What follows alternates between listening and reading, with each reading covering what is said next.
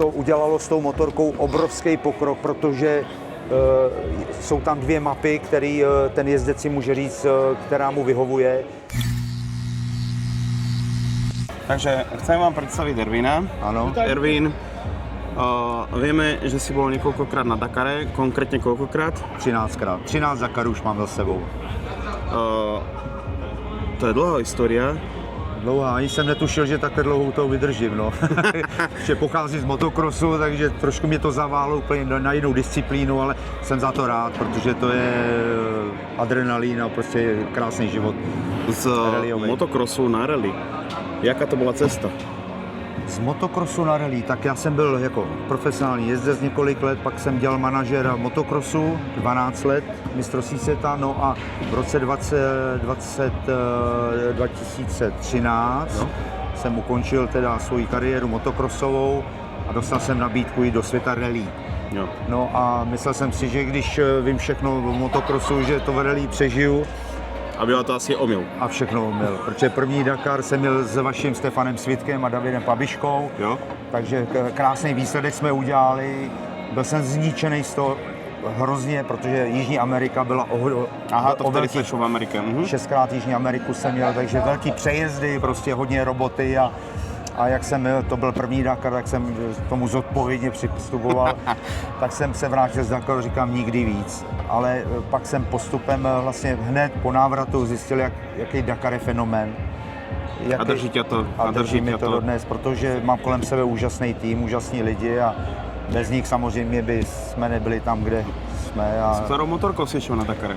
Já jsem 12 let vlastně končíroval KTM. No a je to tak 2-3 roky dozadu jsem to užil po změně z důvodu několikerých. Nemám se pýtat? Nepýtej se, protože budeme diplomati. Jo.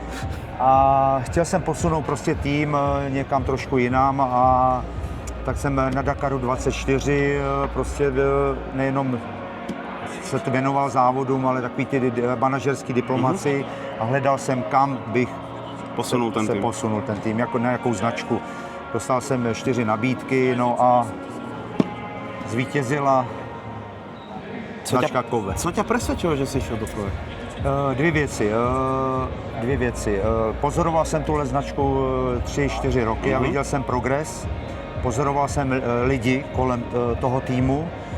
Hrozně mě, myslím si, dopomohlo k tomu rozhodnutí, že zázemí toho týmu je ve Francii. Jo. Že to není tak daleko do Číny, prostě, že tam je důležitá ta komunikace. Myslím si, že posun, nebo jak bych to řekl, vize té značky prostě se mi líbila, že každý rok prostě to posouvali nahoru a prostě, jak se říká, za 5 let udělali něco prostě krásného, technicky fungujícího a další věc, že vedení Kove projevilo zájem o moje služby. Jo. My tu máme vedľa seba viac menej sériovú motorku, ano. A tento Dakarový špeciál. Áno. Víš nám povedať, ne že úplne všetky rozdiely, ale zkrátka, jaké sú mezi tým rozdiely?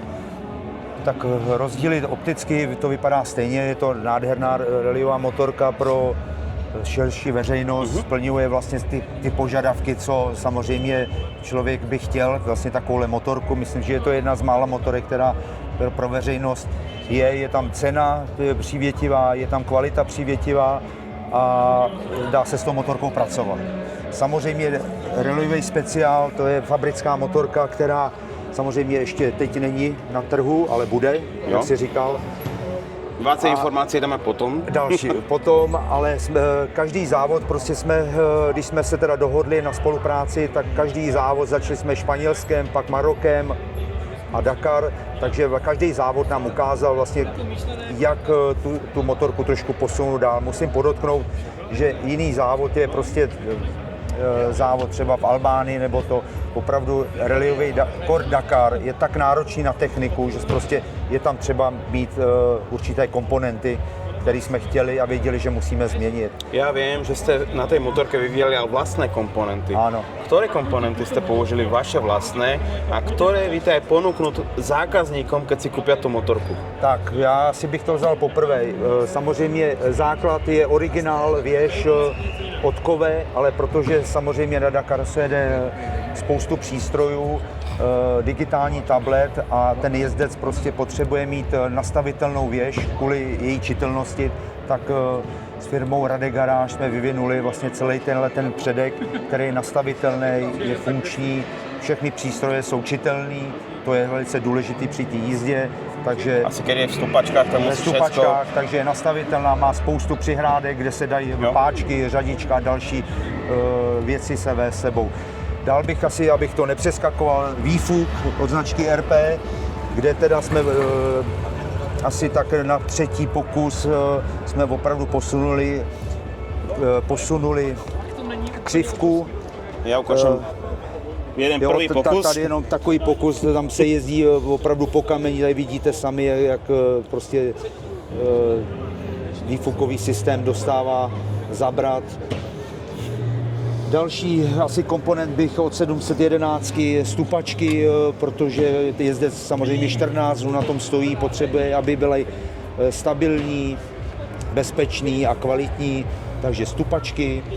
Dále jsme chtěli jsme zadní brzdový systém, nebo vůbec brzdový systém, takže jsme zůstali u originál benzínový brzdový pumpy, ale už máme hadice plus brzdič zadní.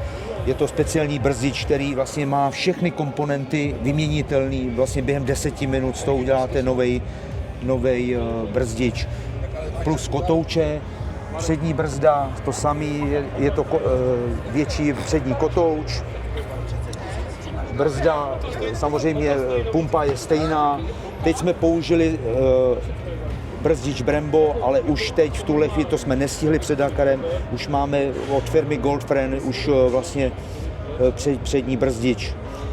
Dále bych upravili jsme si vynikající ze série, podotýkám, je to originál vidlice odkové, ale je upravena pro přímo na jezdce od firmy Tommy, takže už dokážeme s touhletou vidlicí pracovat, nastavit na požadavky toho jezdce a samozřejmě požadavky v jakém terénu nebo vůbec se bude jezdit.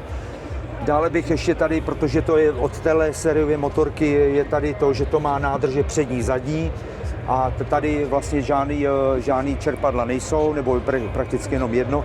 Tady jsou propojený dvě nádrže předním a zadním čerpadlem a tak jsme zdokonali benzínový systém, klapky, aby prostě, když nastane nějaký problém, jsou tam zpětný ventily, které regulují přední anebo zadní nádrž, tak aby nenastal problém. Dále bych asi velkou věc, nebo kterou jsme věděli, že budeme potřebovat, protože ta teplota je, tady asi jsou chladiče, je to o 0,3 litru od firmy BS Bohuslav z Děčína, které se opravdu osvědčily moc se osvědčily, protože chlazení motorky je velice důležitý v těch etapách, kde jsou duny a vysoké teploty. Takže to je další věc. Potom jsme dostali, a jsou v kusech 3 řídící jednotku od firmy Motek, to nám přímo přivezla na Dakar, přímo z fabriky a to udělalo s tou motorkou obrovský pokrok, protože jsou tam 2 mapy, které ten jezdec si může říct, která mu vyhovuje.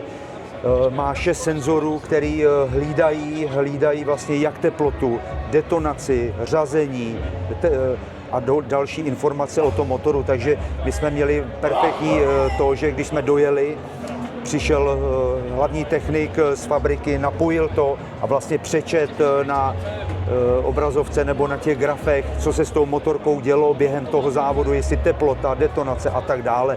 Takže hrozně důležitá věc. Takže tyhle ty komponenty, pak aby tím, že jsme tam měli řídící jednotku tohohle typu, tak jsme museli dát lepší kabel, jak kabel od cívky plus ke svíčce, protože ten průtok toho proudu tam je velice důležitý.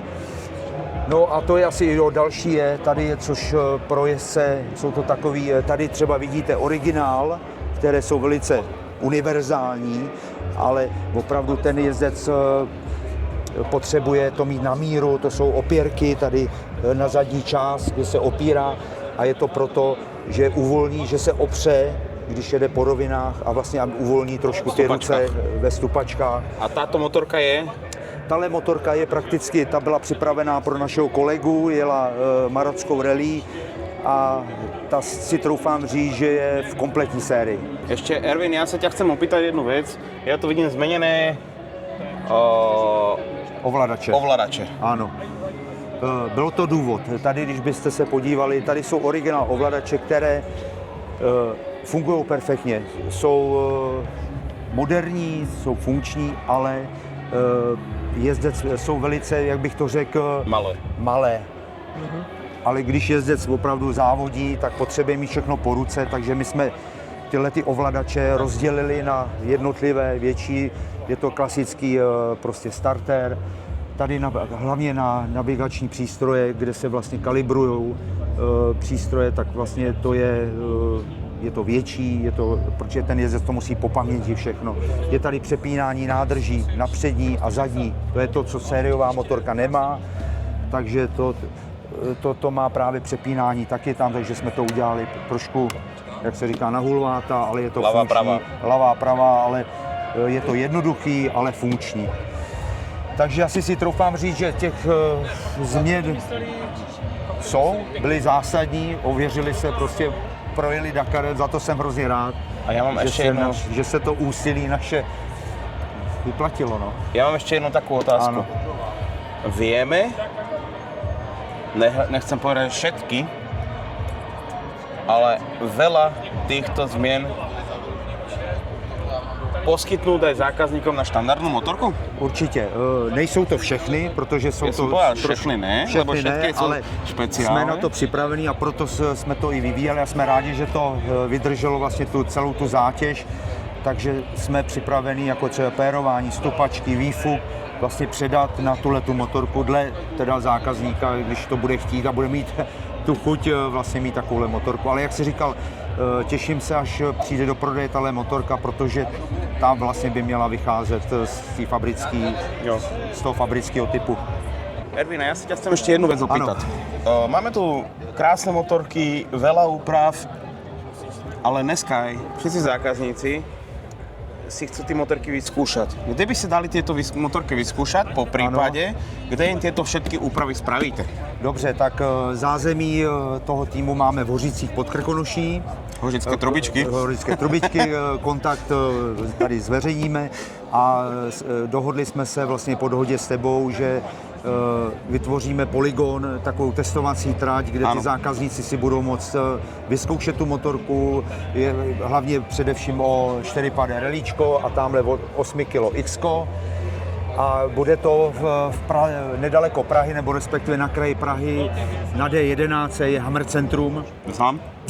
Tak tam budeme zhruba do 3 neděl mít připravený prostě okruh, kde ty zákazníci si to budou moct vyzkoušet a porovnat eventuálně fabrickou motorku se sériovou a nebo vůbec, jestli vím ty typy, které chtějí, prostě budou vyhovovat. Tam jim vlastně viete spraviť aj všetky tyto úpravy? Tam, když si řeknou, jdeme, chceme motorku a stačí nám teď série, nic neřešíme, ale pak, když budou chtít a budou tu motorku někam chtít posunout, tak samozřejmě v Hořicích, jak jsem říkal, pod Krkonoší, tam jsme schopni ty všechny úpravy dělat.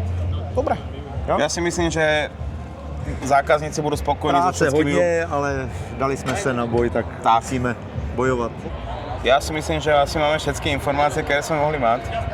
Já bych chtěl poděkovat tobě nebo vůbec... Ja bych chcel poďakovať vám aj zagratulovať k úspechu, ktorý ste dosahli na ten Dakari. A já bych chtěl poděkovat firmě Kove že si nás vybrali a že nám pomohli vlastně trošku k té cestě zase to posunout dál a tobě, že to podporuješ tady v Čechách a na Slovensku. Ďakujem. Taky díky. Ďakujem. Takže mějte se. Dovi.